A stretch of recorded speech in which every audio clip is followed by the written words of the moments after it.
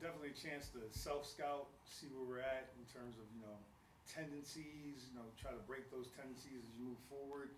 But more importantly, it's just a review. It's a chance to do a report card on the fundamentals, where we at fundamentally as we move into November, because that's the main thing that's going to drive the engine as we go forward.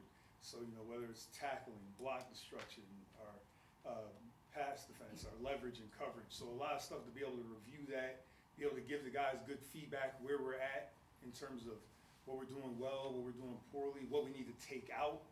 That's one thing that we do as coaches. So that's the main emphasis there. And then obviously it's a chance to reset. Everybody gets a little break. If you can break away from football during football season, it's tough for all of us, players and coaches included. But it's a chance to reset and spend some time with family. Obviously, it's a completely different season, but a lot of their offense is still in place. Is there anything that you can take from last year, looking at that film, that you can really take and apply to this game? Absolutely. The main thing that stands out, the continuity they have when Tua's in there at the quarterback position. The ball gets out so fast. He's a quick decision maker in terms of the passing game. But like I've told you before, like when I see these younger quarterbacks develop, it's the decisions they make in the run game that impresses me the most. Going back to when I first got in the league, I was always impressed with the elite quarterbacks that we were facing, whether, in practice with Brady, seeing Peyton Manning, Aaron Rodgers. It's the decisions they make in the run game that are some of the stuff that get overlooked, and you can see that he's doing a good job with that. And so we got to obviously take some stuff from the game and try to apply it. Then you try to take away some things schematically, see if it's still applicable for us this year. But the main thing is to be able to go down there to South Florida and play a certain way. Make it look and sound the right way. Have a to-do list in terms of how we have to play the game, and making sure that we're clear with the players and the coaches, from my standpoint as the coordinator, of what I deem we need to do to win the game. You talk about it looking a certain way, but just how fast they are as a team. Do you think physicality is going to be a huge emphasis for you? One, you got to be able to you got to find a way to match up with their speed, whether it's staying on top or you can run with them. You got to figure out a way. It's true speed out there on the field at a number of positions. And then physicality. One thing Flo used to always say, we can't ever forget about the physicality of this game. I don't care how fast it looks, how much they try to make it, whether it's run and shoot, whether it's whatever they want to call the different offenses.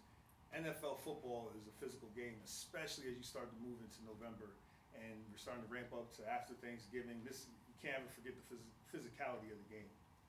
Patrick, talking about the speed of the Dolphins, and obviously what jumps out is Tyreek Hill and Jalen Waddle's speed. What do you think of those guys, and also Jacorian's speed matching up with those guys? Is that kind of exciting for you to see yourself? So. There's several guys we have on the defense that can run. Now, I'm not saying I want to line up and do a foot race with anybody from Miami. These guys can run. That's some people. I say true speed is true speed out there on the field, and is not limited to those two players. So for us as a defensive staff, we got to figure out the best way to deploy the defense and try to keep this speed under control a little bit, and take away the space, staying on top, things of that nature. Jacorian, in terms of Jacorian, whether it's Jacorian, Jack, all our defensive backs. We got guys that can run too, so that's it's going to be a fun game in terms of just being able to challenge yourself. I think that's the big thing for the players. It's a good challenge. It's a good challenge. Patrick, we've seen DeCamerion Richardson rotating in and out with some players. It feels like it's more about what he's doing rather than what others might be doing. What is that? What has he been doing to get kind of force your hand and get him on the field? A lot of things we saw when we were looking at him, we were scouting him during the draft process. Guys upstairs, Champ, Brandon, BY, they do a good job of giving us some feedback, spending time with those guys in the during the season, off season, whatever it is. And he's really diligent. He works really hard. I think his best attribute as a rookie, and the best rookies I've been around, they do a good job of listening and then correcting mistakes and getting that mistake, and just being done with it. That's one thing I've seen with him, whether it's his cover 2 drop, whether it's leverage and man-to-man. I'm not saying he's going to be perfect, but you can tell there's an intention there to, hey, I messed that up twice, I'm done with that. So I can move on, so I can improve. Coach, what else you got? And, those guys, Ricky, Feeney, GA, they do a good job of coaching them up, and he works really hard. I'm really, really excited about that. Christian's obviously been out for a while with injury, but he practiced against those guys a lot the last couple of years. Is there any way you can pick his brain and talk to him about what he sees from them? Absolutely. We're in the business of gathering information. So, Christian's, he's a smart football player. He picks up on tendencies well. So absolutely, just getting information from him. Anything else? Excited about the Ivy League matchup head to head with McDaniel? We're not going head to head. I mean, Mike is a really good coach, really smart man. I mean, I've admired his work on the field in terms of the players he's coached for a long time. I remember meeting him for the first time. When you meet him the first time, he really stood out to me.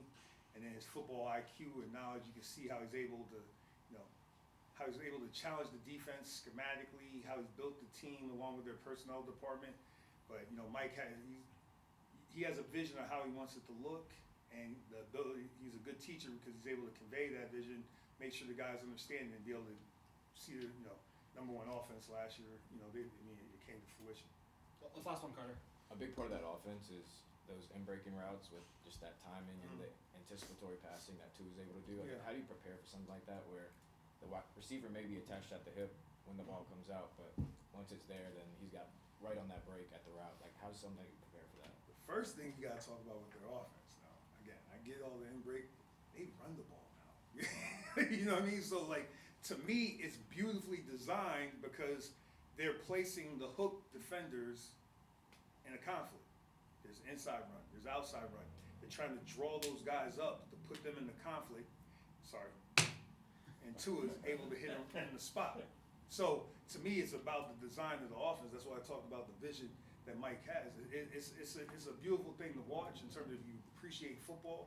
It's a hard thing to prepare for, but the timing of the passing game, because it's built off of how well they run the ball, they're putting the hook defenders, whether you're in 3D, 2D, 4, whatever, they're putting them in conflict. And all the good offenses in the league right now, the thing I see when I'm watching, during the bye week or when I'm studying tape, they're putting the hook defenders in conflict with the run pass action, the run pass RPO action.